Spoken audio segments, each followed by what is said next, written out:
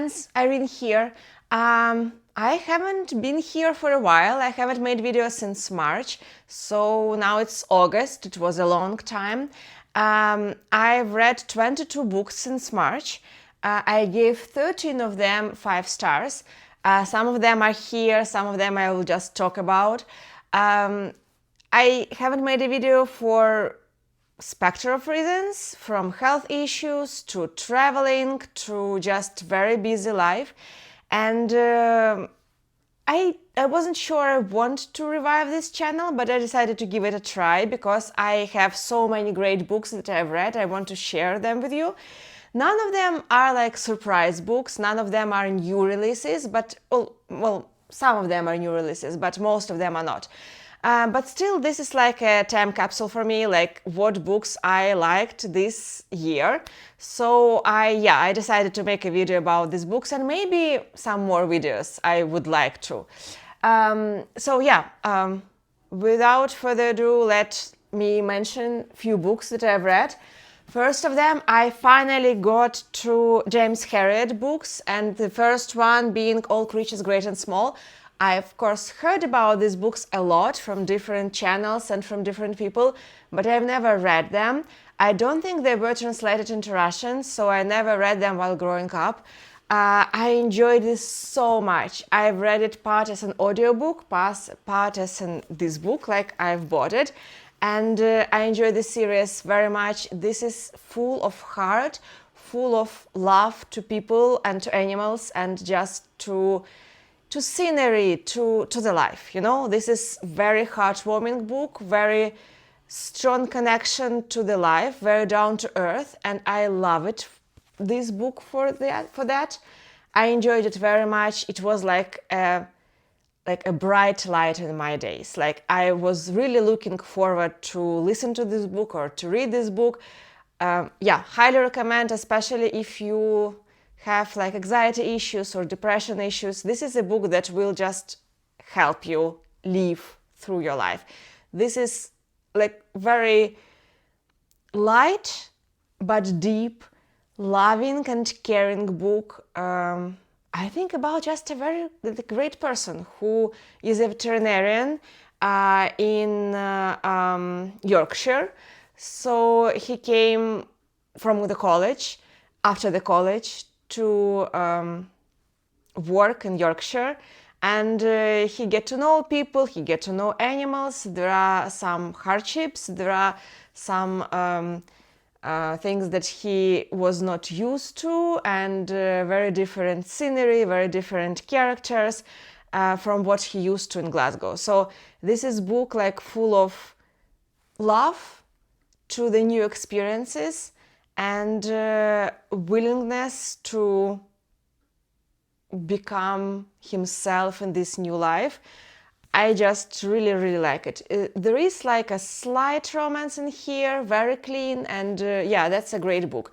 I definitely want to give it to my teen because I think she will enjoy it. This is a great book, really great. And the other book that I gave 5 stars, like all of the books that I'm telling right now you about, I gave 5 stars. So here's that. This is the second from Amgash Theories by Elizabeth Strout.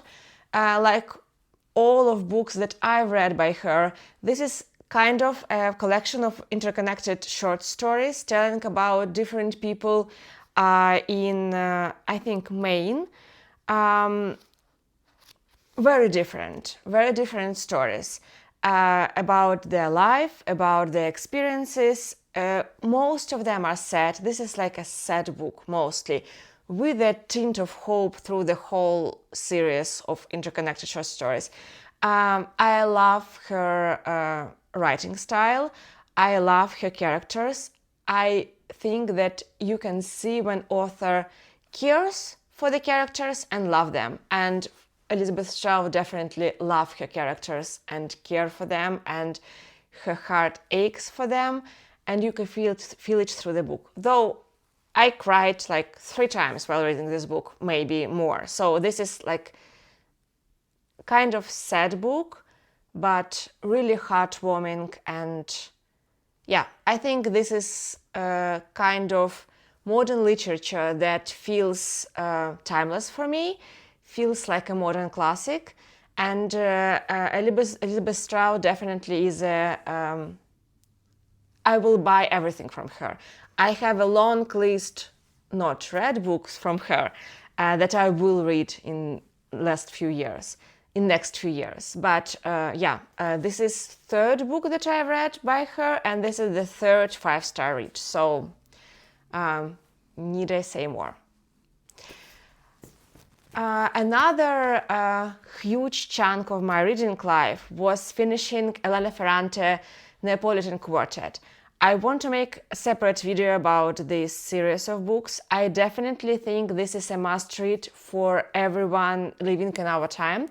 This is definitely a modern classic for me, and it feels timeless. It feels like the best Dickensian Jane Austen novels. It's not sweet and romantic, but it is deep dive into psychology, into understanding characters, into the life period. It takes place in Neapolis, or in Italy, I'd say in general, around, I'd say, 50s to 80s. I may be wrong with that, maybe to 90s.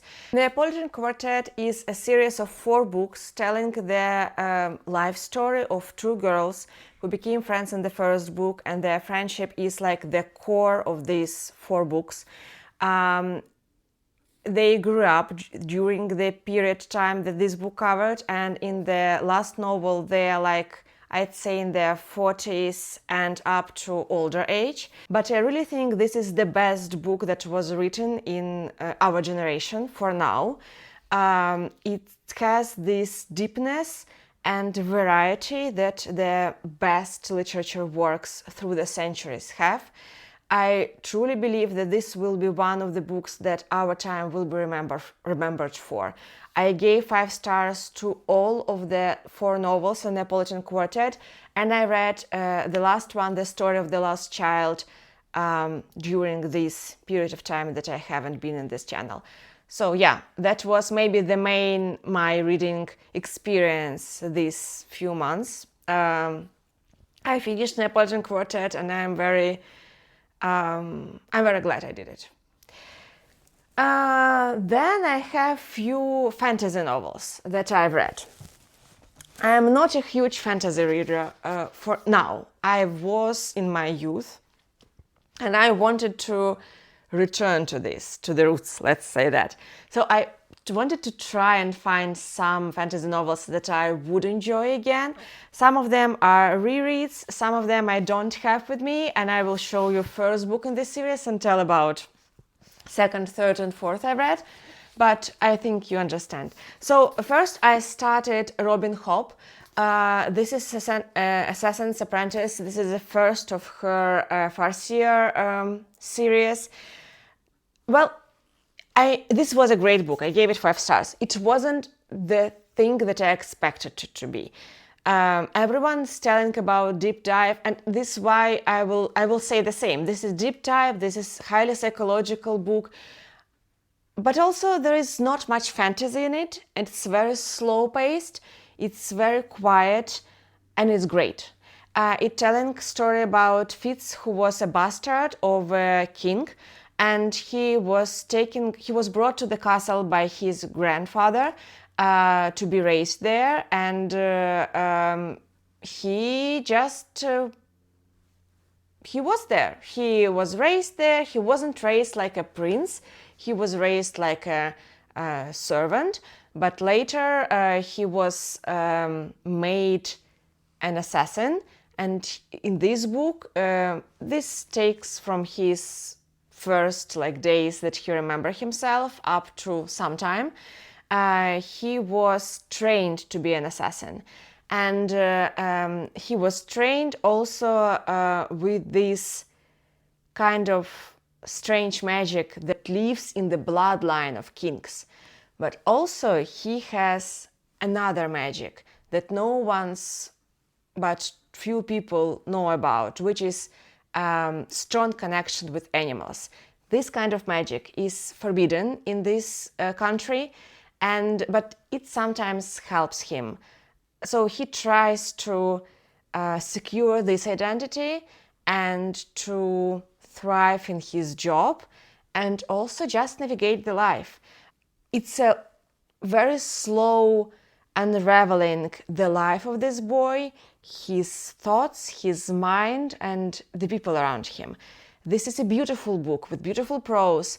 Just don't expect it to be adventurous kind of fantasy.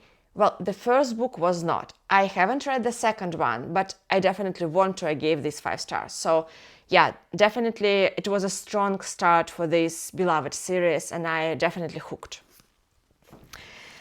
I read the second book from this Robert Jackson Bennett series called A Drop of Corruption. I can say that I loved it a little bit less than The Tainted Cup, but still I gave it 5 stars. It was very strong second book in the series. It definitely lived up to the first. I do not have it on me, so I'm showing the first one. This is The Tainted Cup, but I'm talking about The Drop of Corruption. It takes us to different region of this country. Maybe that was the reason I liked it a little bit less more, because the first region fascinated me, and the magic in there, and the landscape and the things that are going on there. This was a little bit less interesting, but still very intriguing. I just thought it was a really great book series. It is a mystery, definitely, but in this fascinating fantasy setting that really brings new life to the genre, to both genres actually. So I never read anything like it, and I enjoyed it very much. So this is the first one, Encyclopedia of Fairies. I'm talking about the third one, Emily Wilde's Compendium of Lost Tales. I think this is my favorite romantasy series up to date, maybe even the romance series, because I am not very big romance person, and this very sweet and enchanting romance series with it's not, there is a lot of romance in here, but it's definitely not the main thing in this series. Kind of science and exploration and the feel of adventurer explorers of the early ages is like the main thing in here. In last book, Emily Wilde now like a queen of the fairy realm, but there are lots of hardships and scary stuff going on, and she again needs to save the kingdom and her lover. So I think that was a great series. This is one of my most beloved romantic series of my whole life, and I really enjoyed it.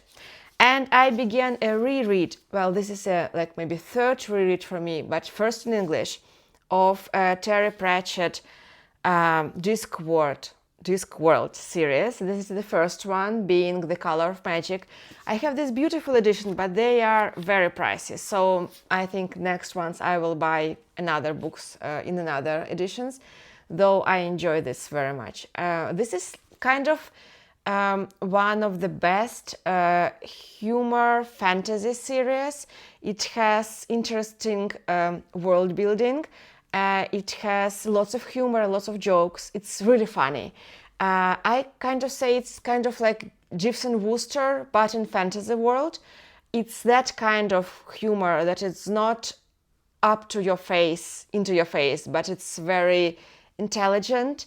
And this is the book that I, maybe not laughing out loud, but definitely smiling all the time while reading this. So yeah, it brings a smile to my face. It's great. I highly recommend. I know people say that it's not the best from the series, but this is my third or fourth read of Color of Magic, and I really think this is a great book, like really great.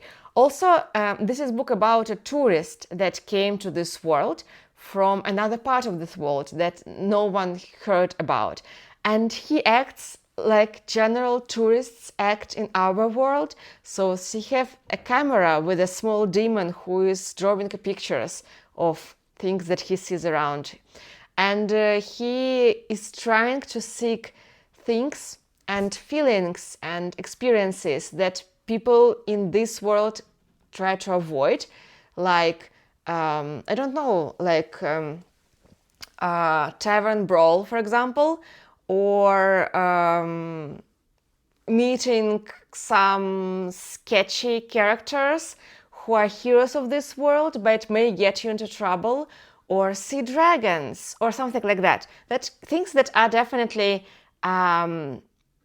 scary and dangerous, but also a kind of once-in-a-lifetime adventure. So I think this is a great book for summer months. This is like a perfect book to take on a cruise or in, like just traveling, because it kind of echoes your feelings about your adventures during your travels, and in a funny way, in a sarcastic way, I'd say.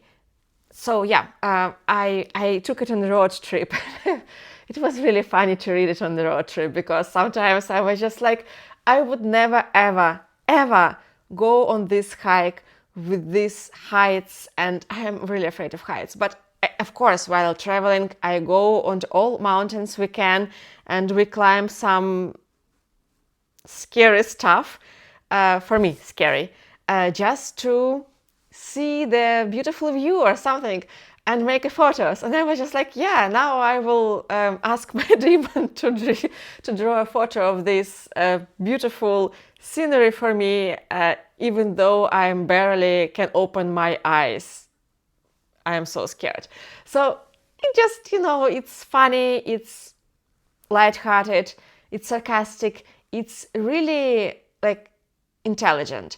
It's not like dumb humor. This is great it's great for me. This is like a perfect match. I liked Terry Pratchett. I knew it for a long time. Now I'm rereading it in English, and it's great. Highly recommend. So now I want to talk about mystery books that I've read during this period. Mystery is my favorite genre. I've read lots of mysteries. I can't say that I have a lot of 5 stars, but I have some, and I will share them with you. So the first one being The Feast by Margaret Kennedy.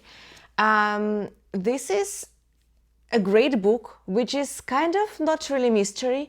It takes place in Cornwall in summer 1947, so after Second World War. It feels like Agatha Christie without Poirot. So in lots of Poirot books, at the beginning, there is a part where we get to know characters before the murder happened. We get to know that they have some little secrets, we get to know their relationships, some of them are rivals, somewhere there is tension, and then murder happens and they all became suspects. And Poirot investigates everything, including their small mysteries. I think Death on the Nile is like one of the most prominent examples where everyone has something in their cabin that tells about their secrets, and at the end Poirot explains almost every mystery that we came across during reading this novel.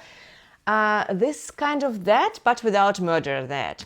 There is some death in here. So at the beginning of the book, we get to know that there was this hotel standing underneath the cliff in Cornwall, and the cliff collapsed, and some people were died in this hotel because of the collapsed cliff. But not everyone. There were survivors. Some people were not in the hotel, and so they survived. And we don't know who survived and who died during this disaster. And then we get back in time and get to know all these people who then came to this hotel, or they work here, and we get to know their relationships, their love stories, their secrets, or maybe not know their secrets, but know that there are some secrets, some tension, there are some love stories. There is lots of things happening in here, and we don't know until the very end who died and who survived. For some, we rooted for them to survive, of course, because we love them. Some of them we despise and we kind of are okay with them dying. This book kind of have this tension, but without ill will, without anyone murdering anyone. So Yeah, I hugely enjoyed it. Also, this is like a great vacation read. This has a great vacation vibe. I highly recommend. Yeah, I would like to read more books like that. This is a great example of what I like about Golden Age mysteries. Another book I've read was second from Susan Ryland series by Anthony Horowitz. This is Moonflower Murders. Now there is a third one which came out this summer. I haven't read it yet. This is second one, and I really enjoyed the experience of reading it. In here, Susan Ryland is living in Greece, and an elder couple find her and ask her to help investigate the disappearance of their daughter. All like she's my age, she's like 40 or 35, who worked at their hotel. And the reason they asked her is that Susan Ryland is was a publisher, and she worked with Alan Conway, who was a writer who died in first book. So she worked with him on his novels. And this couple believe that he investigated the murder that happened in this hotel a while ago and put the results of his investigation into his book Atticus Punt Takes the Case. And their daughter found something in this book, like a clue to this previous mystery that led to her disappearance. So Susan Ryland, she went to England, to this hotel, and I think it's called Moonflower Hotel, but I'm not totally sure. I don't remember. And what I like about Susan Ryland series, we have like a modern day mystery where Susan Ryland acts as an amateur detective investigating, and her strength is in knowing tropes and ways of mystery literature. So she's very well read in mystery genre. That makes her strength to act like an amateur investigator, which is great because we are the same. We also like mystery genre and read a lot, like me, for example. So I feel like I can investigate around her because she's as smart as me. But also in the middle of it, so this is like Moonflower Murders. It ends somewhere here, it stops, I say, paused. And then we have another book, Atticus Punt Investigates. And it was written like a Golden Age mystery, like kind of Poirot novel. A little bit cheesy, a little bit heartwarming, more light, and definitely with these modern day hardships and, that usually we have in modern days literature. It ends somewhere around here. And then we have the rest of the Susan Ryland's investigation, where she takes clues not only from her real investigation around the hotel, but also from this novel that we just read. Anthony Horowitz became an auto-buy author for me the last year. I like everything he does, and Susan Ryland may be my favorite series from him. I'm actually really sad that it ended, if it's true. But I hope we will have some more books from him. I really like this author, and I gave this book 5 stars. This is one of my favorite Agatha Christie's I've read in my whole life, and this year this is a reread for me. It always was my favorite, and upon reread it lived up to my memory. This is 5 Little Pigs by Agatha Christie. I know lots of people found it dull because it's like repeating itself a few times. This is about a cold case that Poirot takes like maybe 15 years after the murder. The famous artist was murdered possibly by his wife, who was hanged for his murder, and their daughter asked Poirot to investigate, was it true or someone else murdered her father, because her mom in the letter stated that she was innocent. So Poirot talks to all the people who were living on this villa on the day that this artist was killed, and putting their memories together with what they did say or did not say, remembered or forgot, he kind of put these threads together to have a solution. It fascinates me because it's really like everything is in here. We read everything along with Poirot, and you can actually see all these moments like aha, that works for him like a light bulb, that something is happening. This is deep into psychology, and I think the vibe of it, like again, vacation, villa, artist, summer, is great. I really like this book, and yeah, this is one of my favorite Agatha Christie's. Another book about cold case that I've read was Troubled Blood by Robert Galbraith, also known as J.K. Rowling. I want to say, I know this is highly controversial, but I want to say the truth. This is one of my favorite mystery series, which is now on the market.